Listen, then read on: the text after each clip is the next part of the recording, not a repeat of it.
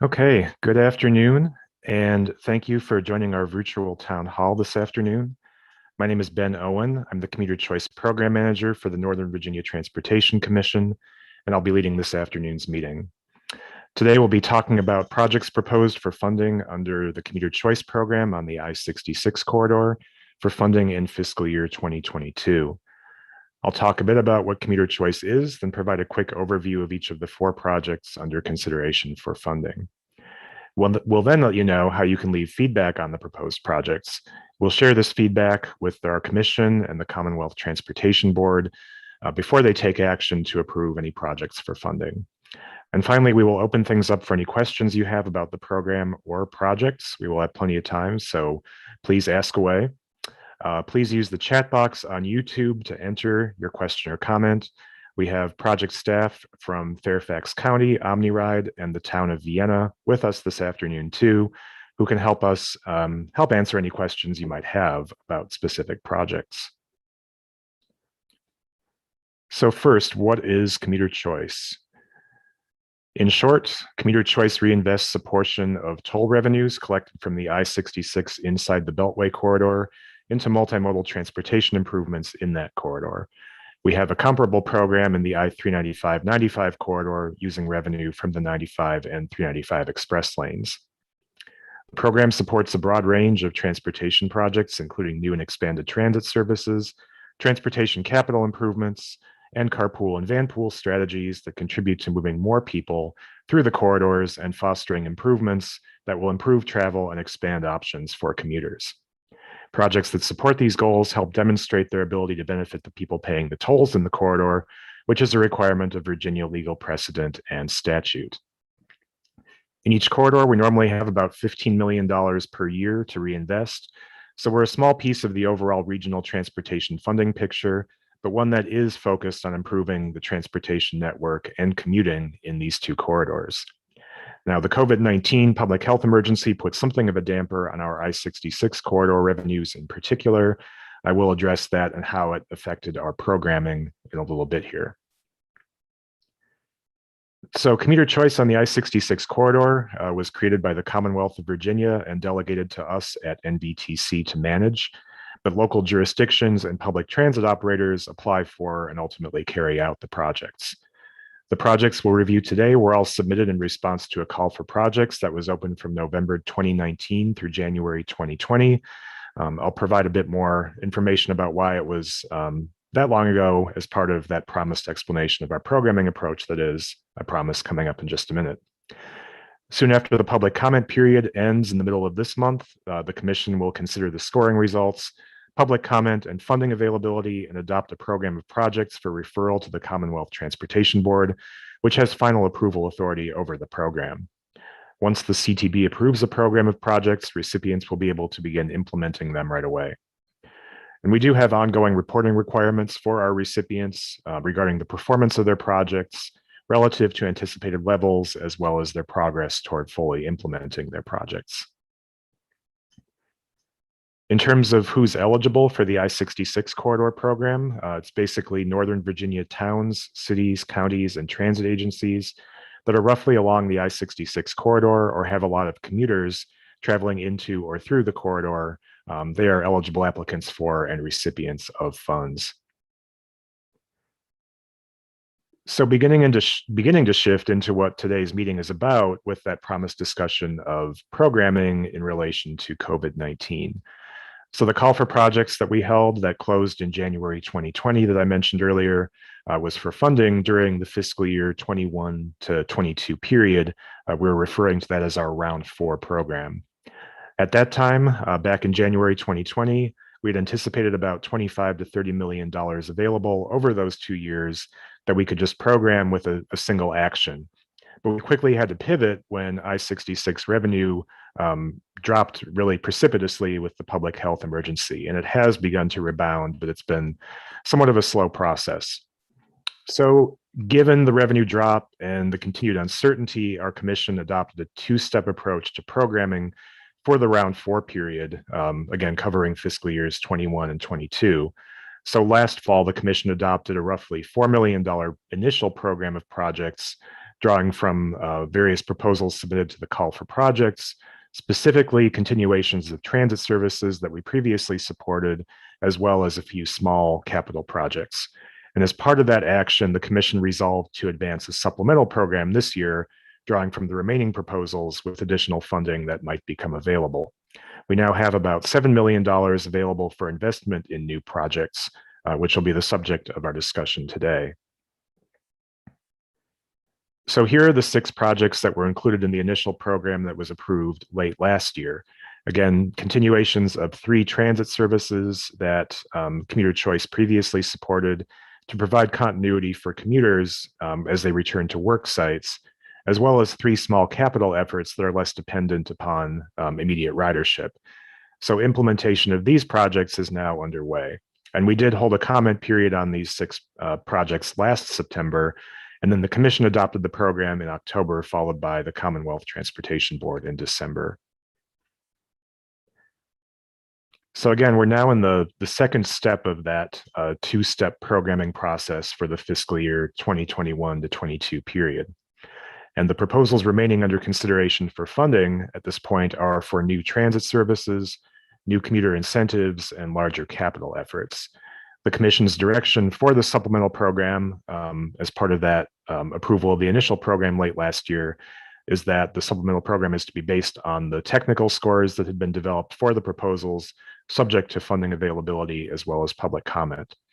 So our intention is to submit a program of projects to the Commission for action early next month, followed by the Commonwealth Transportation Board later in the month. And I'll talk about what this program could look like in a second. So here are the 4 proposals under consideration for funding. And before I explain a bit about each one, I'd like to give a quick overview of our scoring process. It's done on a 100-point scale. 70 of the possible points come from factors related to how well each proposed project supports corridor improvement goals of moving more people and creating viable, effective transportation options. So for the latter, we're looking at things like travel time savings, as well as connections between modes of transportation and activity centers in the region. We also look at cost effectiveness, basically comparing this technical score to the Commuter Choice funding request and taking into account the useful life of the project. That criterion is 15 points out of the 100. We allow each applicant to pick their top priority out of their applications and receive 10 points for it.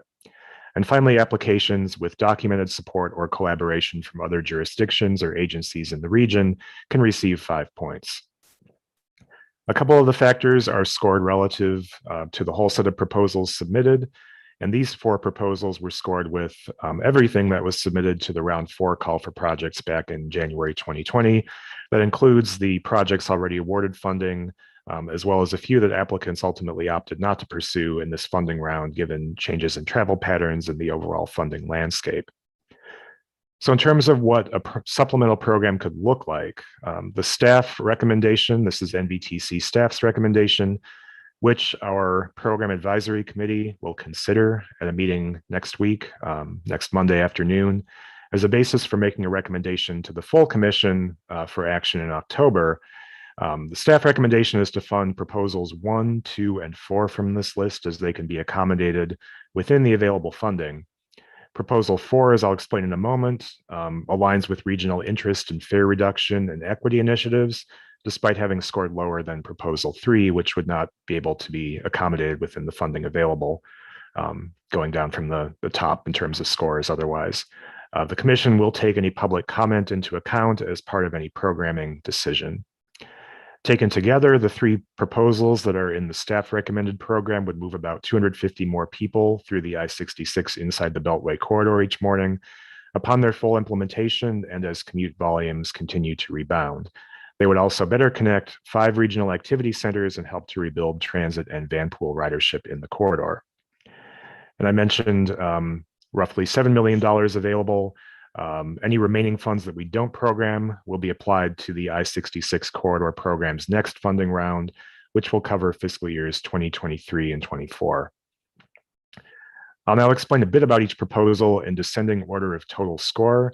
As we go through them, please use the chat box on YouTube to enter any questions you may have, either on specific proposals or the program overall or both. We will respond to all questions at the end. The first proposal would establish a monthly financial incentive for new van pools traveling along the I-66 corridor into Arlington and downtown DC that incur monthly parking costs. This incentive would provide up to $200 monthly over a maximum of 24 months per van to defray those costs. So this subsidy would lower individual riders' out-of-pocket costs significantly.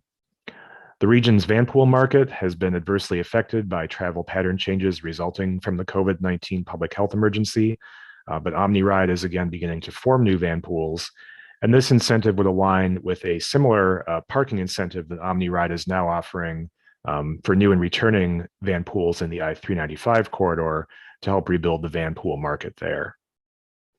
So a pretty low cost strategy here to help rebuild van pool ridership in the I-66 corridor.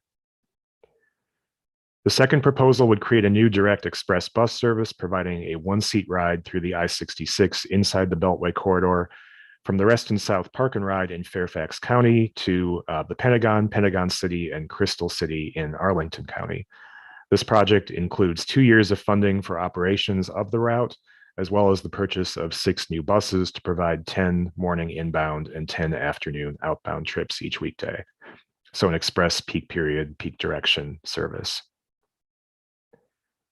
The third proposal would fund the construction of 84 parking spaces in the garage at the soon-to-be redeveloped Patrick Henry Library in downtown Vienna. These spaces would be for commuter use. The town of Vienna anticipates the spaces would be used principally as meetup points for van pools and carpools. They could also be used for people driving to access local bus service, connecting to Metro Rail and other destinations in the area. And the fourth proposal would support 2 years of lowered fares on Fairfax Connector's existing Route 599 express bus service between the Reston North Park and Ride and the Pentagon, Pentagon City, and Crystal City. This route has a one-way fare of $7.50 currently, and the fare buy-down campaign would lower it to $4.25, which would be the same level as all other Fairfax Connector express services. One thing I want to note about this proposal, as well as the Reston South proposal, even though these share much of their routings with Metro Rail, we would note that these routes are a bit different in terms of the markets they're serving, particularly a more specific market in that they're providing no transfer, one seat, peak period, and peak direction only service from residential areas to particular job concentrations. So the convenience these services offer may appeal to some commuters that want to avoid transferring in particular, which is a significant consideration for many commuters in terms of just the predictability of once you're on board, you're on board. In our past experience, these types of service improvements have been complementary rather than competitive in terms of looking at bus and rail ridership together. So before we open for questions, we'd like to let you know how you can submit feedback to us on the proposals under consideration for funding. Our public comment website, which will be open until September 17th, is novatransit.org/cc comments. It does appear on the slide, and I believe you can click through if you would like to go to the page. We will also post it in the chat here on YouTube for you. On that page, you can find a copy of the project profiles, very similar to today's presentation. You can also fill out our easy-to-use survey form there and provide feedback on the program and or specific proposals that way. You can also submit feedback to us by email at comment@commuterchoice.org, or you can leave a voicemail at 703-957-8274. And with that, we will open things up for questions. So please enter any questions you have in the YouTube chat box.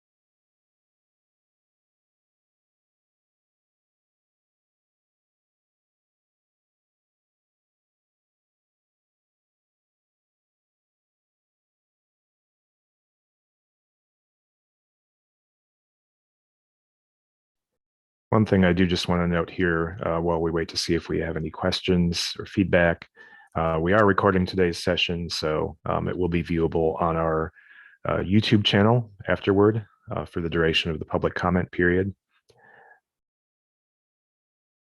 And again, to get to our comment page, novatransit.org/cc comments, there is a link from there to fill out our online survey form and provide feedback that way. Anyone who's interested can also provide comment via email to comment@commuterchoice.org or leave a voicemail at 703-957-8274. And again, the comment period is open through September 17th at the end of the day.